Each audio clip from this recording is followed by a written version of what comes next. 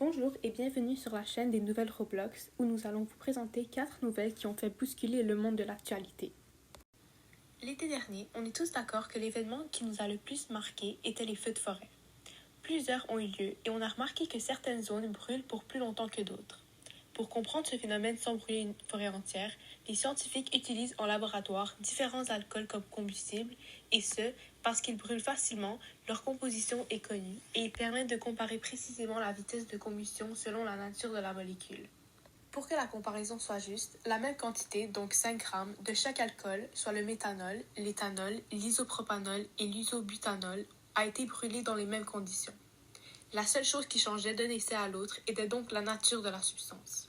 La masse diminuait progressivement jusqu'à atteindre 0 g, ce qui montre que la combustion était complète. Cependant, le temps nécessaire pour que la réaction se termine varia légèrement.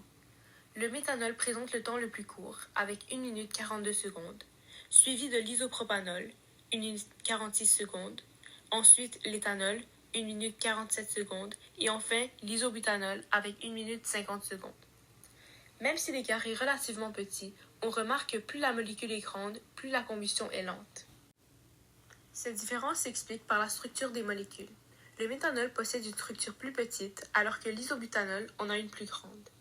Les petites molécules s'évaporent plus facilement et entrent plus rapidement en contact avec l'oxygène, ce qui accélère la réaction. A l'inverse, les molécules plus grosses s'évaporent moins facilement et demandent davantage d'énergie pour se transformer en vapeur, ce qui ralentit légèrement la combustion. En conclusion, même si tous les alcools ont brûlé complètement, leur vitesse de réaction n'était pas identique. Les résultats montrent clairement que la nature du réactif joue un rôle important. Plus la molécule est petite, plus la combustion est rapide. Tu as peut-être vu aux nouvelles il y a longtemps que les océans absorbent de plus en plus de CO2 à cause des activités humaines. Et c'est vrai, ce CO2 se transforme en acide carbonique, ce qui augmente la concentration en ion H+, dans l'eau de mer. Dans ce laboratoire, on parle de la cinétique chimique, qui est une étude sur la vitesse des réactions et les facteurs qui influencent cela. Pour qu'une réaction chimique ait lieu, les particules doivent entrer en collision avec suffisamment d'énergie. C'est ce qu'on appelle la théorie des collisions. Si les particules se frappent trop doucement ou dans une mauvaise orientation, la réaction ne va pas se produire. La réaction entre le magnésium et l'acide chlorhydrique s'appelle une réaction d'oxyréduction. Voici l'équation chimique. En regardant cette équation, on peut voir que le magnésium perd des électrons car ils se font oxyder, tandis que l'acide chlorhydrique gagne des électrons. Cette réaction produit un dégagement de dihydrogène gazeux qui se dégage en forme de bulle. La concentration des réactifs est un facteur cinétique important. Selon la théorie des collisions, plus le nombre de particules par unité de volume est élevé, plus les collisions entre les ions et la surface du magnésium sont fréquentes. Ces collisions plus nombreuses augmentent la probabilité de réaction, donc elle est plus rapide. En regardant les résultats de ce laboratoire, on peut constater que plus la concentration de l'acide chlorhydrique elle augmente, plus la vitesse de réaction elle diminue, donc elle prend moins de temps de réagir avec la surface de magnésium. Dans cette expérimentation, on étudie l'effet de la concentration de l'acide chlorhydrique sur la vitesse de réaction avec le magnésium, comme mentionné avant. En mesurant le volume d'hydrogène produit toutes les 5 secondes, on peut évaluer la vitesse de réaction. Les résultats montrent que plus la concentration de la solution d'acide chlorhydrique est élevée, plus la réaction se déroule rapidement. Le temps total de réaction diminue lorsque la concentration augmente, car une concentration plus élevée signifie un plus grand nombre de particules, ce qui entraîne davantage des collisions efficaces entre les ions d'hydrogène et du magnésium. Le graphique montre l'évolution du volume de gaz dégagé en millilitres en fonction du temps pour 4 concentrations d'acide chlorhydrique, 1, 1,5, 2 et 2,5 mol par litre. On observe clairement que plus la concentration est élevée, plus la réaction est rapide. La courbe à 2,5 mol par litre atteint un volume maximal en moins d'1 minute, tandis que celle à 1 mol par litre prend près de 2 minutes 30. Cela s'explique par la théorie des collisions. Une concentration plus élevée augmente le nombre de particules d'acide, donc la fréquence des collisions efficaces avec le magnésium. Toutes les courbes atteignent éventuellement un plateau, indiquant la fin de la réaction. Plus la concentration est faible, plus ce plateau est atteint plus lentement. Les incertitudes de mesure sont faibles, ce qui rend les observations fiables. En conclusion, cette expérience a démontré que la concentration de l'acide chlorhydrique affecte directement la vitesse de réaction avec le magnésium. Lorsque la concentration augmente de 1 mol par litre à 2,5 mol par litre, la vitesse de réaction est beaucoup plus élevée. En effet, une concentration plus haute signifie qu'il y a davantage des ions présents dans la solution.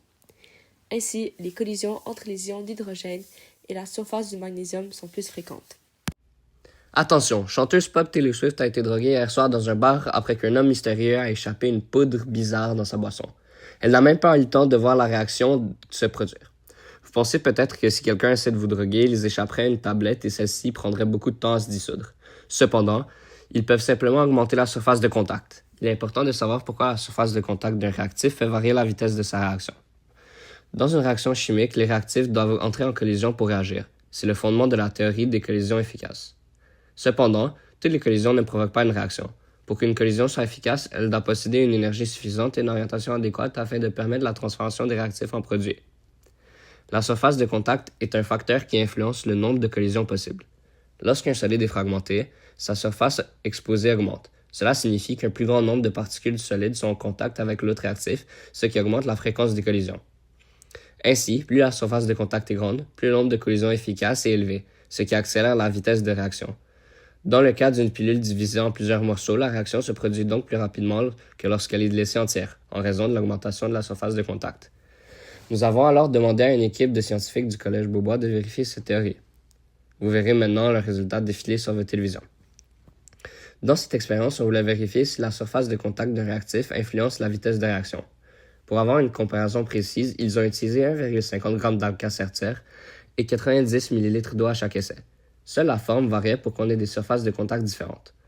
On peut clairement observer que la forme fait grandement varier la vitesse de réaction. On voit que plus la surface de contact est ronde, plus la réaction est rapide. Par exemple, la poudre qui prend 58 secondes à faire une réaction complète et le demi-cercle qui prend 216 secondes. On voit que plus on casse ou fragmente l'Alka-Seltzer, plus la quantité de gaz échappé augmente vite. Quand on augmente la surface de contact, on augmente le nombre de particules d'Alka-Seltzer qui font contact avec l'eau et aussi le nombre de collisions efficaces. Passons maintenant aux sources d'erreur de cette expérience. Premièrement, il y a du gaz qui s'est échappé dans l'environnement avant que les scientifiques ferment le bouchon de l'Erlenmeyer, puisqu'il est impossible de tout verser le réactif dans l'eau avant que la réaction commence. Deuxièmement, des petites parties de poudre d'Alka-Seltzer qui ont été mesurées dans la masse sont restées collées à la nacelle de pesée, donc ce n'était pas tout le réactif qui a été utilisé. Troisièmement, le bouchon de l'Erlenmeyer n'isolait pas parfaitement et du gaz sortant de la réaction pouvait s'échapper et fausser les résultats. En conclusion, cette expérience démontre clairement que la surface de contact influence la vitesse de réaction. Plus le solide est fragmenté, plus la surface exposée est grande et plus la réaction est rapide. Les résultats expérimentaux vont avec la théorie des collisions efficaces et confirment que l'augmentation de la surface de contact augmente le nombre de collisions et donc la vitesse de réaction. Faites alors attention à vos boissons et ne laissez personne même mettre de la poudre dans vos boissons. Comme dernière actualité, nous allons étudier la pollution des deux océans qui amène à leur décoloration. Pour ce faire, nous allons utiliser la solution A, composée d'iode de potassium, et la solution B, composée d'hydroxyde génosulfite de sodium acidifié à l'acide sulfurique avec indicateur d'amidon. Dans ce laboratoire, nous étudions la réaction de Landolt, aussi appelée horloge à iode. Dans cette expérience, la solution reste incolore pendant un certain temps, puis devient bleu foncé. Ce changement permet de mesurer facilement le temps de réaction. La réaction implique des ions iodates et bisulfite en milieu acide. Tant que le bisulfite est présent, l'iode formé est neutralisé et la solution demeure claire. Lorsque le bisulfite est épuisé, l'iode s'accumule et réagit avec l'amidon, ce qui fait que le mélange change de couleur et devient bleu. Le facteur étudié est la température.